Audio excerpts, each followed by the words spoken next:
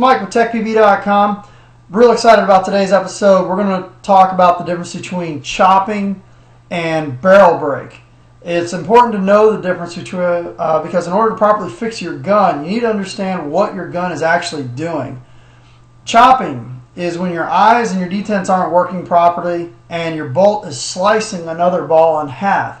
And a barrel break is when the ball just breaks in your barrel. Now, it's important because when people bring me guns for me to fix, here's a scenario number one. They walk up to me, Mike, my gun is chopping. I take a look at their gun, I replace their detents, I replace their eyes, I test it out, the gun's working fine, I hand it to them, they go out, play another game, comes back, yeah, but it's still chopping. I've fixed everything I could possibly think of. I don't understand why it's still chopping. They're actually getting barrel breaks. And some people will say, I keep getting barrel breaks. So I ask them, did you inspect your paint? Are you overboring? Yes. Okay, well, you're not actually barrel breaking. You're actually chopping because your eyes are broken. So you can see where the confusion lies. And I hope that today's episode will teach you a little bit about the difference between chopping and a barrel break. It's very frustrating when this happens to you at the field. And by isolating these two problems should hopefully help you fix your gun faster. Okay, chopping is the most severe problem, and it's also the hardest to fix.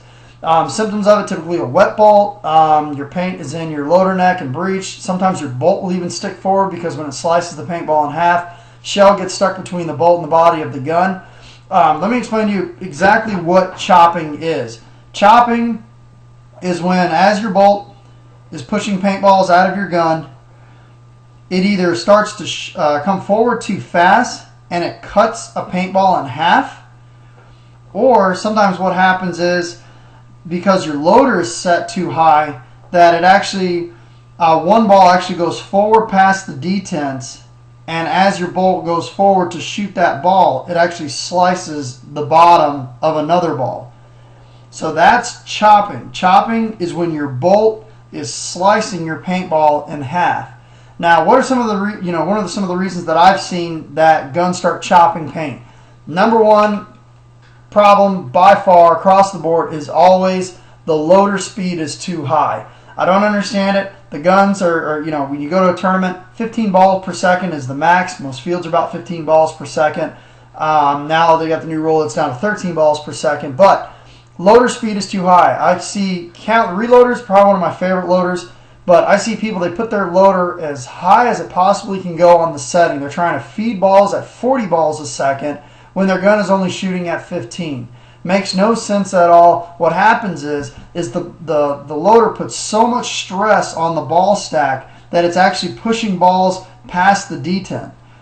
So what ends up happening is as you're shooting, one ball slips a little bit past the detent, the other one goes halfway into the breech, bolt goes forward, slices it in half. Or sometimes it puts so much stress on the balls that it actually compacts them and breaks them before it even gets down into your gun. Paintballs are very brittle. So the most important thing to do is make sure that your loader speed is too high. You want to have your loader set on the minimum speed that it required to shoot 15 balls per second. If your reloader hits a consistent 15 balls per second on setting 1, leave it at setting 1. There's no need to go to setting 2 or even setting 3. Setting 3 is the gun turns into a blender. Velocities, typically setting only needs to be on 3 or 4. V35, the victory boards, maybe setting 2 or 3. Check it out. Set it on the lowest setting possible in order to shoot your 15 or 13 balls per second. Another thing I've seen, a lot of people will be at their house dry firing their gun.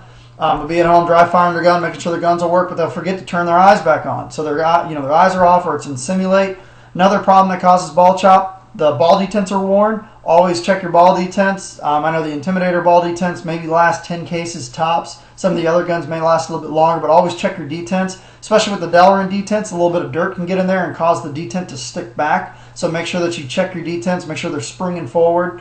Something else too is on the board settings. I know the Intimidators have a ball in place setting. Other guns have ball in place settings. Make sure that it's not set on 0. It's not going to make your gun shoot any faster. It's capped at 13 balls per second anyway. So give the ball a little bit of chance to properly seat into the breech before the bolt goes forward. So you don't need to have your ball in place at 0. Give it a millisecond or two for it to seat into place before the bolt goes forward, shoots it out the gun. Double feeding, we've already covered that, big problem. Another thing too, bolt placement.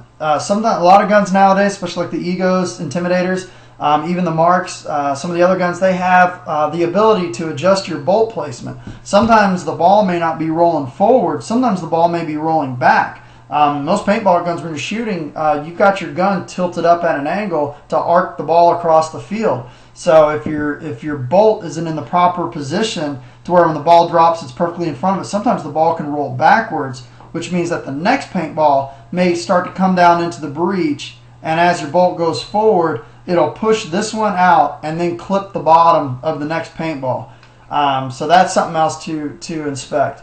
Obviously, ball chop, eyes are broken, they can be misaligned, or sometimes it can be a board issue. Sometimes some boards, the software, or just, board may have an issue with it to where as you're shooting, it may just burp out an extra shot. So obviously, chopping is indeed the most severe problem. Chopping generally means there's an issue with the gun itself. Generally, it centralizes around the breech area. Detents, eyes, bolt placement, or loader, which is obviously the most common culprit that I see is the loader.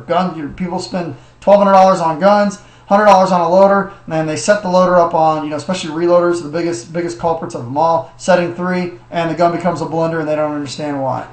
So now let's talk about barrel breaks. Barrel breaks are when, as the ball is traveling down the barrel, it breaks, or the ball comes apart. The biggest thing to do with barrel breaks is to check to make sure your bolt is clean, the eyes are clean. You want to make sure everything is absolutely spotless. If there's even so much as a drop of paint on the inside of your barrel or any sort of oil, it can cause the ball, as it's going out the barrel, to catch the wall, start bouncing back and forth, and come apart before it makes it out the end. Something I'm going to cover in another episode. It's very important to overbore. You want to make sure that when you put your paintball in, that it rolls all the way through your barrel. Overboring is probably the best thing you can do to prevent barrel breaks. Especially now that we're in the winter time, or if you get extremely brittle paint, if all it takes for your paint to break is if you drop it 3 feet off your bench and it breaks, you may want to turn down your velocity on your gun 260 feet per second or even less. You don't need to be shooting brittle paint at 300 feet per second. If it breaks on anything, it's going to break at 260 feet per second. Something else too, obviously, always check your paint. If it's oblong, brittle, cold, oily, or wet, you're going to have issues with your paint. You're going to have barrel breaks. Clean your barrel breaks. Something else I see people do too, they accidentally shoot their barrel sock, but they never clean out the residue that's at the end here. That's going to cause barrel breaks. And as you're shooting, the mess is going to work its way up your barrel. So hopefully that will help you diagnose the problem a little bit easier. Here at TechPB, we want to help you with your guns, but if you're telling me your gun is chopping and I tell you to replace your eyes and your gun is still chopping, it could be your detents, it could be your bolt placement, or you're telling me you're getting barrel breaks and your eyes are broken. It's very important to understand what your gun is actually doing in order to properly diagnose the problem. Email me if you have any questions. Thank you very much.